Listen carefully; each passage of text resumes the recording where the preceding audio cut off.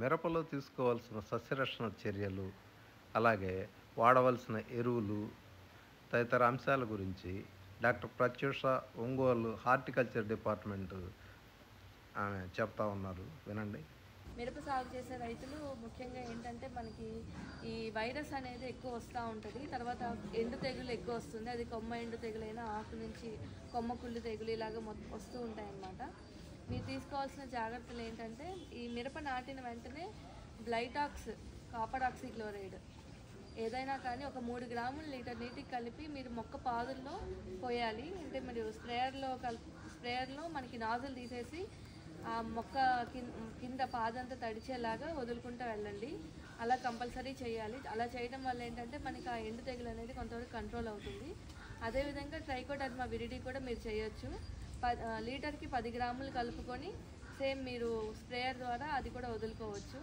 లేదు అంటే పశువుల ఎరువుతో ట్రైకోడర్మా విరిడి వృద్ధి చేసుకొని మీరు వేసినట్లయితే అది ఇంకా చాలా బాగా పనిచేస్తుంది.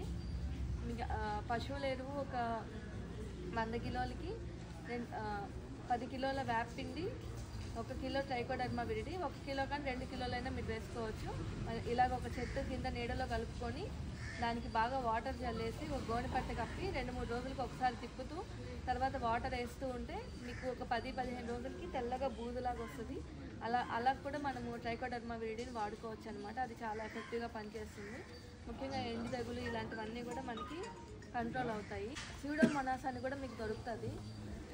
స్యూడోమోనాస్ కూడా ఒక 2 కిలోలు స్యూడోమోనాస్ ఒక 2 కిలోల చక్కెర కలుపుకొని వాటర్లో ముందు రోజు ఒక ప్లాస్టిక్ బకెట్లో కనుక మీరు పెట్టుకొని నెక్స్ట్ డే దాన్ని ఒక 100 లీటర్ల నీటికి వృద్ధి కలుపుకోవాలన్నమాట. ఒక 100 లీటర్ల నీటికి అది కలుపుకొని మీ దగ్గర ఉంటే ఫ్రెష్గా ఉన్న ఆవు పాలు ఒక 2 లీటర్లు కలుపుకొని అది మీరు స్ప్రే చేసినట్లయితే వైరస్ని చాలా వరకు రాకుండా చేస్తుంది. చాలామంది రైతులు ఇది ఫాలో అవుతున్నారండి. అది వైరస్ రాకముందే మనం స్ప్రే చేసుకోవాలి. వైరస్ వచ్చిన తర్వాత స్ప్రే చేసుకుంటే కంట్రోల్ అవ్వడం కష్టము. ఏదైనా కూడా వైరస్ రాకముందే మనము చర్యలు తీసుకోవాలి.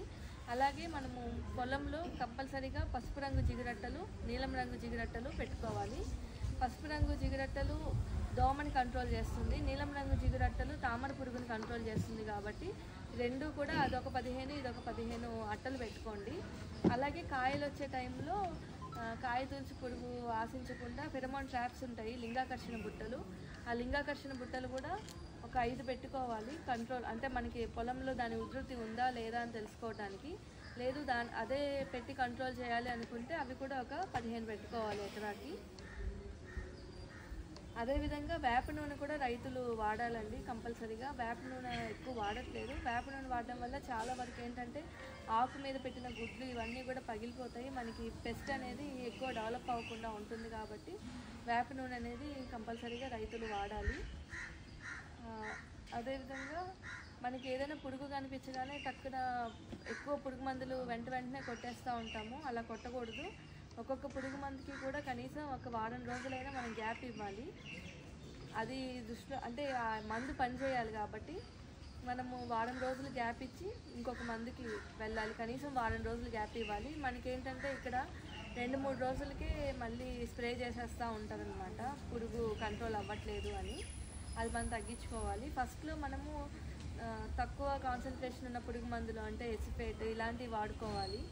రోగాలు ఇలాంటివి వాడుకోకుండా డైరెక్ట్గా మీరు ఒబెరాన్ అని చెప్పేసి ఆ మందులకి వెళ్తారు.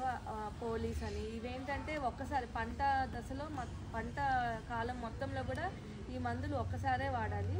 కానీ మీరు రిపీటెడ్గా వాడుతూ ఉంటారు. ఇవి అయితే కంట్రోల్ అవ్వవండి. మనం ఎన్నిసార్లు వాడినా మొక్కకి ఎఫెక్ట్ అవుతుంది. అదేవిధంగా రైతులు ఎప్పుడు యూరియా ఇవే వేస్తారు కానీ మనకి మైక్రోన్యూట్రియన్స్ ఇవ్వడానికి ఫోలియర్ స్ప్రేస్ అనేవి చాలా తక్కువ వాడతారు. మనము మిరపలో కూడా 13-0-45, 3-19 తర్వాత ఫార్ములా 4 ఇలాంటివి ఉంటాయి. ఇవి మనం స్ప్రే చేసుకోవాలి. అన్నీ కూడా 5 గ్రాముల లీటర్ నీటికి కలిపి స్ప్రే చేసుకోవాలి. తర్వాత జింక్ వాడాలి. సపరేట్గా బోరాన్ వాడాలి. బోరాన్ వాడటం వల్ల పూత అనేది మనకి ఎక్కువ నిలుస్తుంది అనమాట. తర్వాత ఫలదీకరణ అంటే కాయ కూడా ఎక్కువ సెట్ అవుతుంది. లేదంటే ఈ పూత రాలిపోవటం, పిందె రాలిపోవటం ఇవన్నీ కూడా జరుగుతూ ఉంటాయి. అట్లాగే కాల్షియం నైట్రేట్ కూడా వాడాలి. కాల్షియం నైట్రేట్ వాడడం వల్ల ఏంటంటే కాయ అనేది బరువు వస్తుంది, రంగు వస్తుంది. కాబట్టి ఈ కాల్షియం నైట్రేట్ కూడా మనము భూమిలో వేసుకోవచ్చు, స్ప్రేయింగ్గా కూడా ఇవ్వచ్చు అనమాట. సల్ఫర్ కూడా వాడుకోవాలి. ఆ సల్ఫర్ కూడా మనకి ఏంటంటే కాయ అనేది తాలుకాయ ఎక్కువ రాకుండా చేస్తుంది, కాయ బరువు వస్తుంది. ఇవి మీరు మిరపలో తీసుకోవాల్సిన జాగ్రత్తలు.